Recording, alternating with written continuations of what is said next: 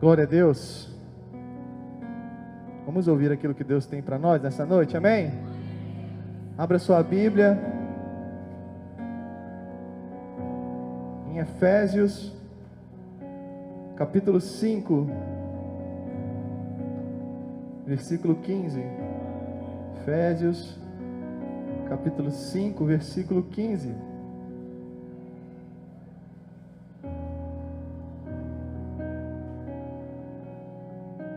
Se você não trouxe a Bíblia, você pode acompanhar aqui no Data Show. Amém? Vamos ler? Diz assim a palavra do Senhor: portanto, vede prudentemente como andais, não como nécios, mas como sábios, remindo o tempo, porquanto os dias são maus.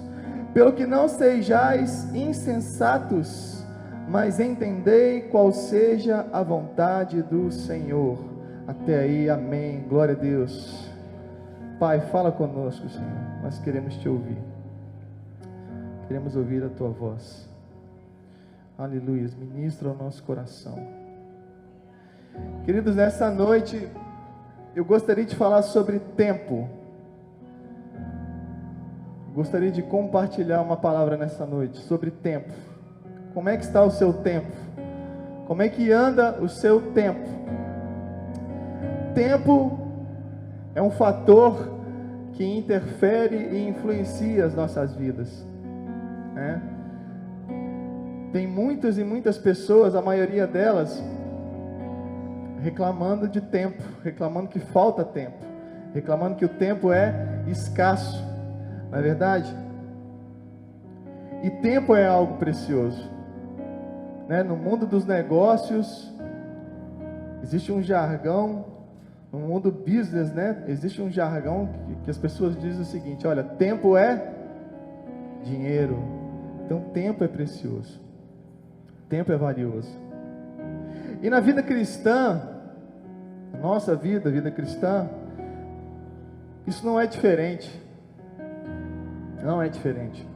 Tempo é importante. Tempo é valioso, é precioso.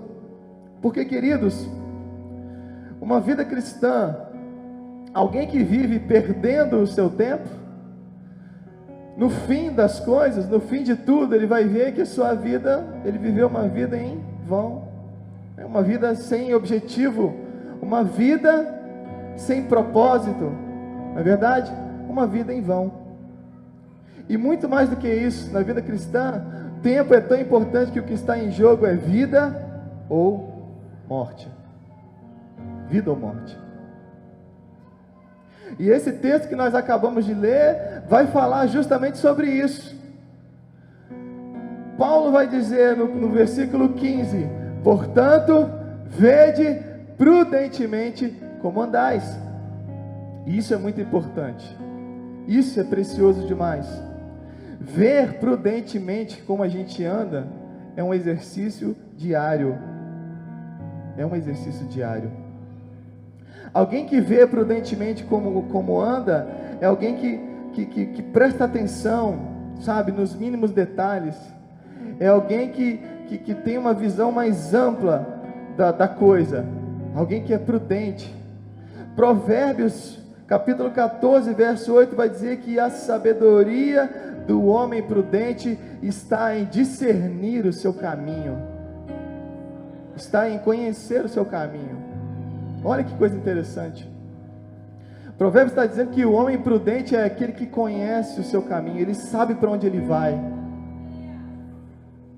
ele sabe para onde está indo. O homem prudente, ele conhece. O homem prudente é aquela pessoa cautelosa. Ele consegue ter uma antevisão das coisas.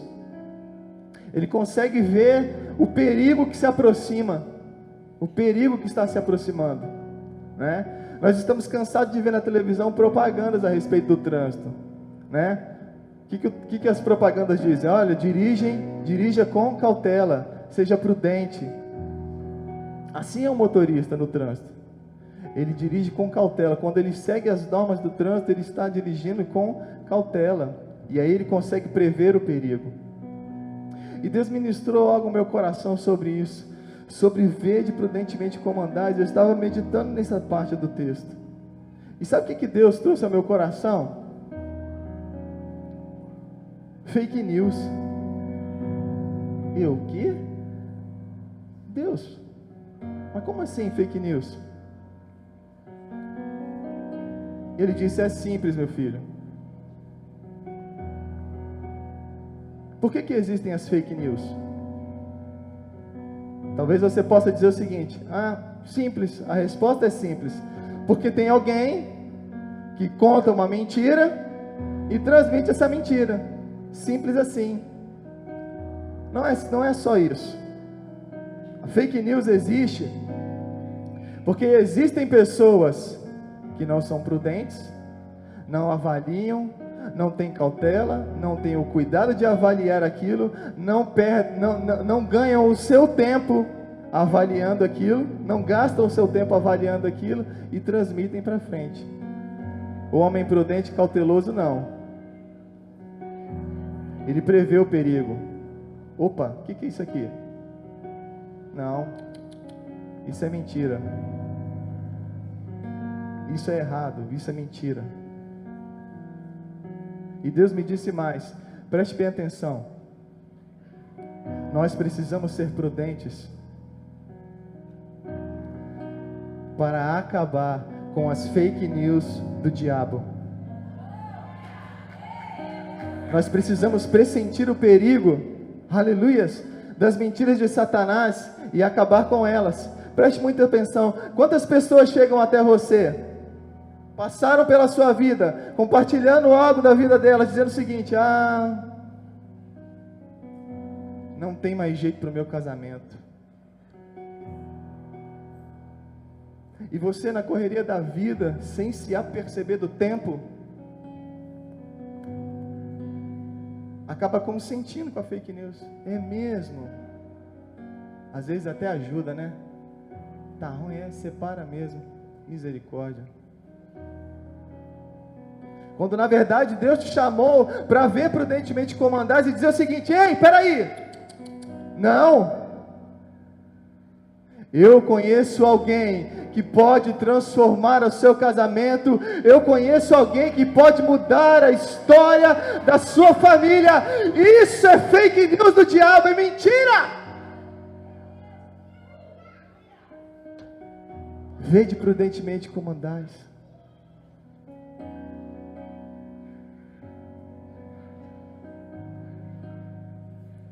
E o texto segue dizendo o seguinte, não como nécios, mas como sábios.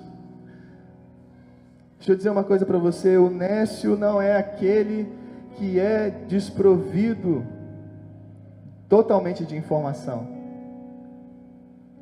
O nécio muitas vezes é aquele até que sabe fazer, mas ele não faz o que é correto.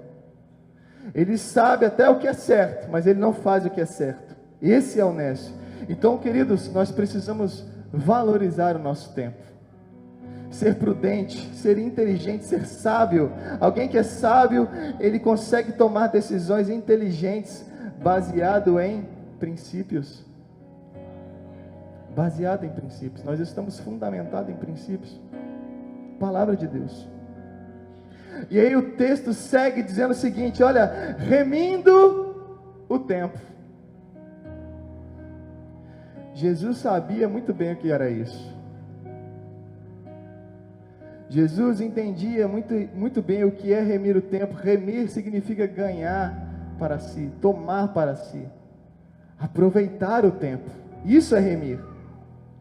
João capítulo 9, versículo 4, vai nos dizer o seguinte. Preste bem atenção. Está aí é mais rápido? Isso. Olha o que Jesus disse. Na verdade, volta por favor para o verso 1. Vamos entender um pouco o contexto. Olha só. E passando Jesus, vinha um homem cego de nascença. Verso 2.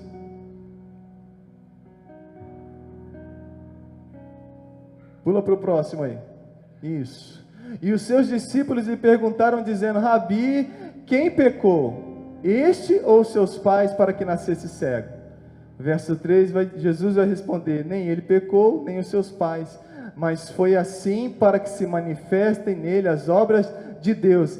Verso 4, Jesus vai dizer: convém que eu faça as obras daquele que me enviou, enquanto é dia. Olha a percepção do tempo: enquanto é dia, porque a noite vem, quando ninguém pode trabalhar. Jesus sabia remir o tempo, querido. Jesus sabia aproveitar o tempo. Nós precisamos trabalhar enquanto é dia. Nós precisamos estar apercebidos das coisas ao nosso redor. Cuidado com a maneira como você gasta o seu tempo. Vamos remir o tempo. Aleluias. Nós precisamos discernir o tempo, ter a consciência e viver de maneira plena, ser intensos, querido. Ser por inteiro. Hoje eu falei com o pessoal do Praise aqui. Ei, como é que vocês estão? Vocês estão bem? Vocês estão inteiros? Está todo mundo inteiro aqui? Por quê? Porque nós precisamos aproveitar as oportunidades, aquilo que Deus está nos dando, aquilo que Deus está fazendo. Nós precisamos ficar atentos às oportunidades, não é? Ser intensos. E aí, a gente pode estar aqui nesse lugar, adorando a Deus, louvando a Deus. É bom estar aqui. Mas eu vou te falar uma coisa: pode ser que alguém esteja aqui e não esteja por inteiro. Pode ser que alguém esteja aqui, mas esteja com a cabeça lá na segunda-feira, pensando em algum compromisso. E Deus está falando aqui, mas Ele não está por inteiro. Não está aproveitando as oportunidades, aquilo que Deus está ministrando à igreja.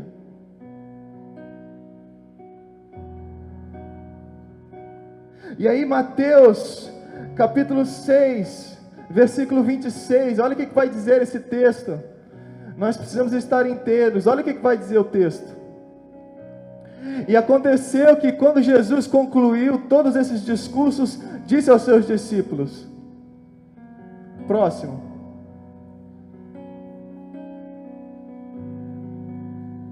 Opa, pulou aí pro... Deixa eu pegar aqui, vamos ver se eu sou mais rápido aqui. Mateus 6, isso aqui ó, Mateus 6, vamos lá. Mateus 6, 26, vai dizer o seguinte, preste bem atenção. Olhai para as aves do céu, que não semeiam, nem cegam, nem ajuntam em celeiros, e o vosso Pai Celestial as alimenta. Não tendes vós muito mais valor do que elas? Qual de vós poderá, com todos os seus cuidados, acrescentar um côvado à sua estatura? Ei, meu irmão, esteja por inteiro aqui. Eu e você precisamos estar por inteiro neste lugar. Nós precisamos aproveitar o tempo de hoje, o tempo que Deus está falando neste lugar. Seja intenso, seja inteiro. A sua preocupação em nada vai mudar a sua situação. Deus está cuidando de você, amém? Deus está cuidando dos seus afazeres, Deus está cuidando do seu trabalho, Deus está cuidando da sua vida. Aleluias. Eu sei que nós temos muitas obrigações, várias obrigações, né? Deveres domésticos, é o trabalho, são tantas coisas. Eu tenho 3 obrigações pelo menos. De vez em quando você vê elas passando por aí. Uma obrigação lourinha, uma obrigação moreninha, e outro café com leite.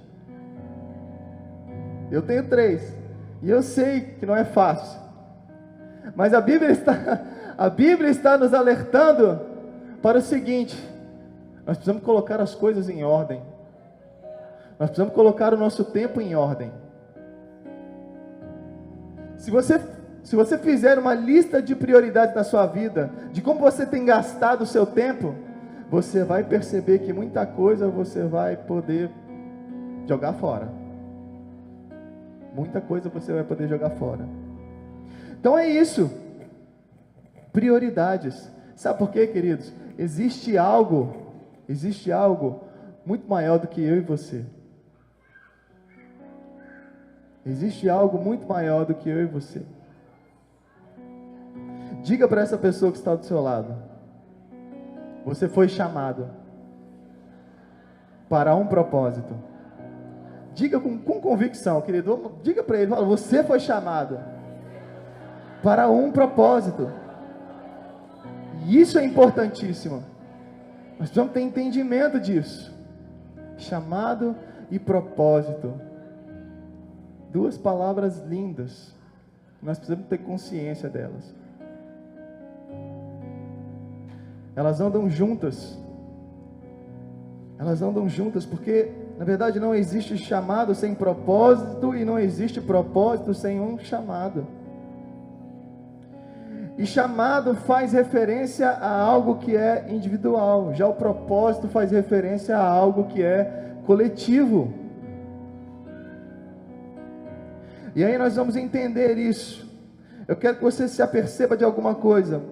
Vamos comigo, aí mesmo que você está com a Bíblia aberta aí, no livro de Efésios, aí mesmo, no capítulo 5, alguns versos atrás aí, versículo 8. Preste bem atenção nisso. Aleluias. Efésios, capítulo 5, verso 8, vai dizer o seguinte: porque noutro tempo, olha o texto dizendo, falando a respeito do tempo. Em outro tempo você andava em trevas. Era isso. No outro tempo, nós andávamos como que perdendo tempo. Em outro tempo, nós andávamos como quem não sabe para onde vai, né? Tateando, tudo escuro. E aí você tropeça em algum lugar, bate aqui, bate ali, se machuca, com o risco até de morrer. Mas o texto vai dizer o seguinte: em outro tempo erais trevas, mas agora, nesse tempo de agora, sois luz, sois luz.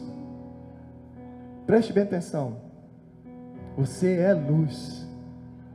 Isso diz respeito a chamado.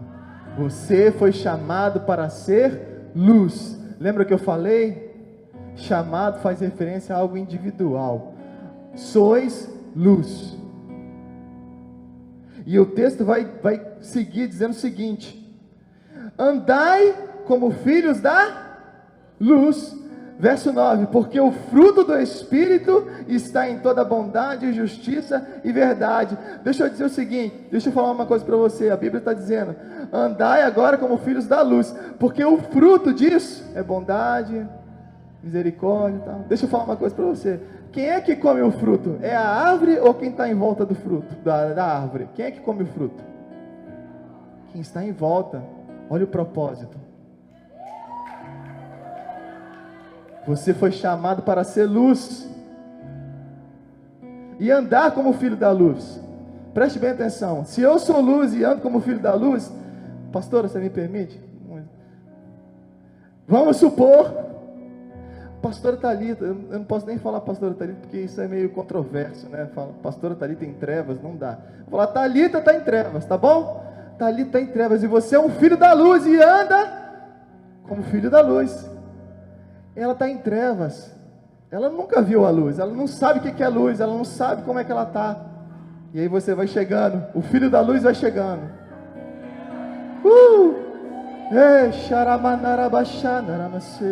E ela começa a perceber: opa, que é isso aqui? Que luz é essa? E ela começa a olhar para ela e fala: meu Deus, que lugar é esse que eu estou? E ela chega para mim e fala: Wendel, me tira daqui, eu não quero permanecer aqui, me tira deste lugar. Eu vou pegar na mão dela e eu vou levá-la para a fonte de luz, que é o Senhor. Aleluia, aleluia, aleluia. Andai como filho da luz. Andai como filho da luz. Mas não para por aí. Eu quero dar um outro exemplo.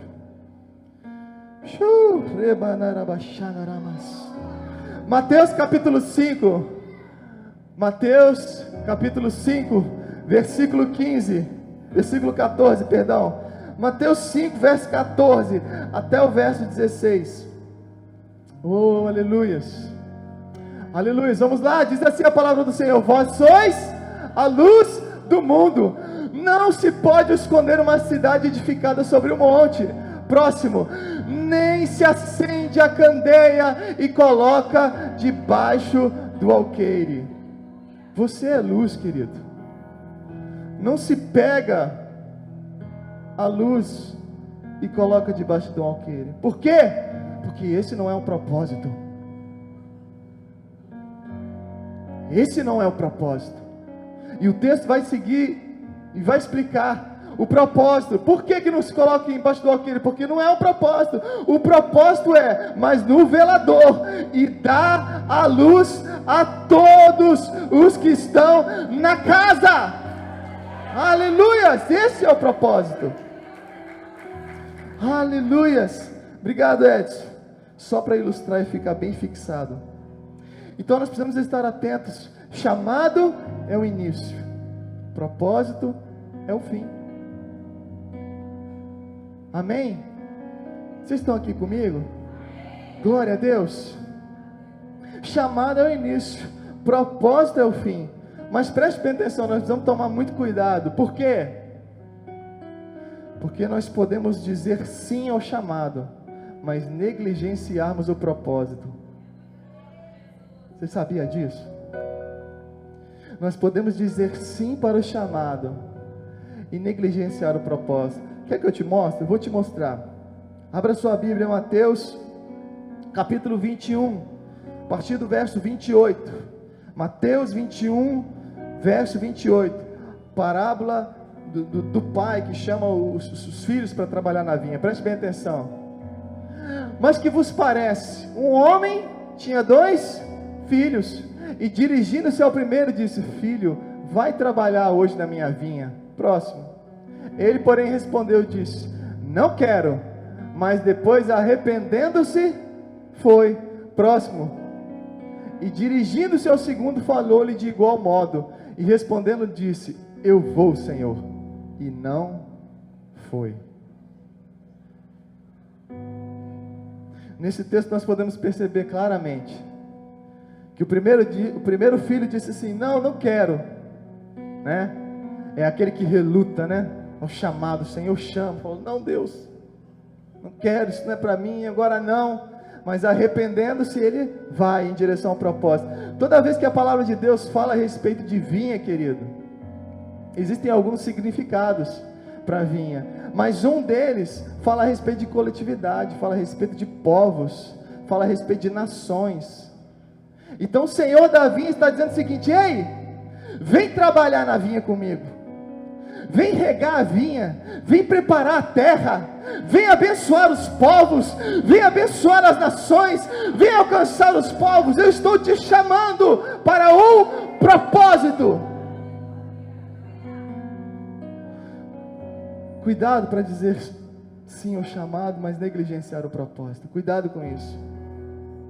Nós somos chamados para perceber e viver a dimensão do tempo, querido, numa realidade cujo sentido deve ser muito maior, cujo sentido precisa ter um significado. O seu tempo, o meu tempo é mais do que um suceder de horas e de dias. Às vezes a gente fica assim, né? Na janela, olhando a banda passar, perdendo o nosso tempo. E quando a gente não está percebido disso, a nossa vida cristã corre um sério risco de entrar num estado chamado de estado de piloto automático. Piloto automático. E o piloto automático todo mundo conhece, é um dispositivo, né, instalado em alguns meios de transporte, né? A gente conhece bem o piloto automático no avião, né? O piloto decola e alguns minutos depois ele informa a rota a ser seguida e o piloto automático assume tudo, né? altura adequada, velocidade adequada, a rota adequada, até chegar ao destino. Mas deixa eu dizer uma coisa: piloto automático na vida cristã não funciona. Não é assim. Sabe por quê? Vida cristã precisa ser vivida diariamente. Vida cristã precisa ser vivida dia após dia, tendo experiências com o Senhor, buscando a face do Senhor, tomando decisões e escolhas, sendo guiado pelo Espírito Santo de Deus. É dia após dia. Isso não dá certo, porque no piloto automático a gente faz tudo mecanicamente. A gente faz tudo de uma forma mecânica. E a gente não consegue avaliar a nós mesmos. E corre um sério risco, sabe de quê? De substituir a capacidade de ser guiado pelo Espírito Santo por um sofisma chamado independência. Independência. Cuidado com isso. Cuidado com isso, porque o texto vai dizer: remindo o tempo, porquanto os dias são maus. Vida cristã é diária. É diariamente. É todo dia. Nós amadurecemos. Nós crescemos. Deus vai se revelando a nós e nós vamos ficando robustos, né? Buscando a Deus dia após dia. Nós vamos ficando robusto, forte. Para quê? Para quando chegar o dia mau, nós permanecermos inabaláveis, firmes, de pé. Então vida cristã requer atenção e máxima diligência, querido. Cada dia, cada decisão, né, as escolhas que nós fazemos é o que vai traçar a nossa rota. É aquilo que vai decidir o nosso destino. E a gente está falando ainda sobre aproveitar o tempo. Eu quero ler um texto da palavra, eu acho tão maravilhoso a declaração de Paulo, lá em 2 Timóteo, capítulo 4, verso 7, Paulo vai fazer uma declaração poderosa. Ele vai dizer o seguinte, perto já do fim da sua vida, ele vai declarar o seguinte: olha, eu combati o bom combate, terminei a carreira, guardei a fé. Isso é uma declaração, querido, de alguém que olhou para a sua vida e viu que os dias que ele viveu foram dias bem vividos a serviço de Deus. Agora deixa eu perguntar uma coisa para você. Se você soubesse que a sua vida terminasse hoje, sua vida terminaria hoje, você poderia fazer essa declaração como Paulo fez? Paulo era alguém que estava tão antenado nessa questão do tempo, ele aproveitava tanto o tempo, que lá em Filipenses capítulo 1, verso 21, olha o que ele vai dizer: porque para mim o viver é Cristo e o morrer é ganho, mas se o viver na carne me der fruto da minha obra, não sei, então o que devo escolher? Mas de todos os lados estou em aperto, tendo desejo de partir e estar com Cristo, porque isto é ainda muito melhor. Mas ele vai dizer o seguinte no verso 24: mas julgo mais necessário, por amor de vós, ficar na carne. E tendo essa confiança, sei que ficarei e permanecerei com todos vós, para o proveito vosso e gozo da fé. Que consciência do propósito. Tem gente dizendo o seguinte: pai, eu não aguento mais, me leva, volta logo. Ei, e o propósito? Que o propósito?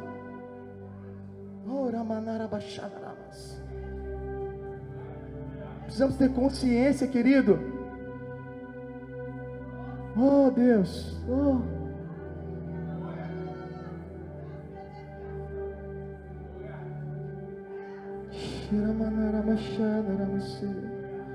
O que você está fazendo com o seu tempo?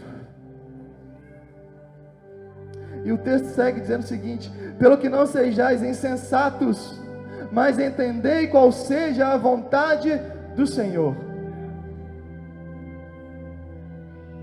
Deixa eu dizer uma coisa para você: Deus anseia por filhos que sejam a expressão do seu amor e que tenham prazer na sua presença. O que move o coração de Deus não é o tanto que você faz, querido. O que move o coração de Deus é uma vida entregue à sua vontade. Isso move o coração de Deus.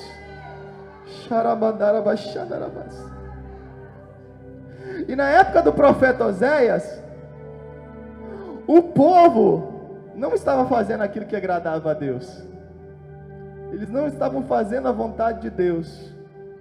Mas preste bem atenção, olha que coisa interessante. Eles não agradavam a Deus, não faziam a vontade de Deus, mas eles continuavam a cumprir os rituais de sacrifício e entrega de holocausto diante de Deus. Qualquer semelhança não é mera coincidência. Então esse povo estava assim, como se o ato de dar fosse mais importante que o fato de ser. Não é. Não é. E aí Deus vai se cansar. Poxa. Deus se cansa dessa liturgia barata, dessa religiosidade vazia. E Ele vai fazer uma declaração a esse povo. É um texto que você conhece, está lá em Oséias capítulo 6. Oséias capítulo 6.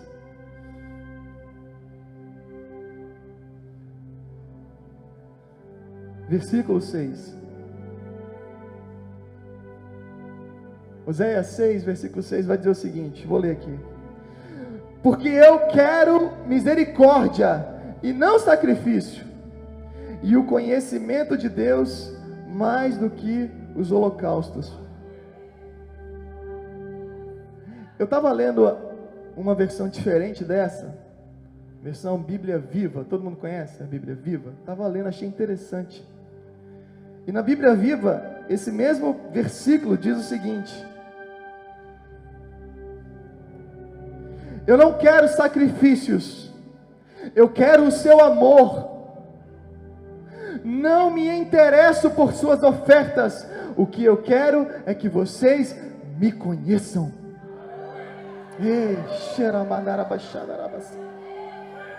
Fica de pé no seu lugar, querido. Hebron 2019, o ano da visão.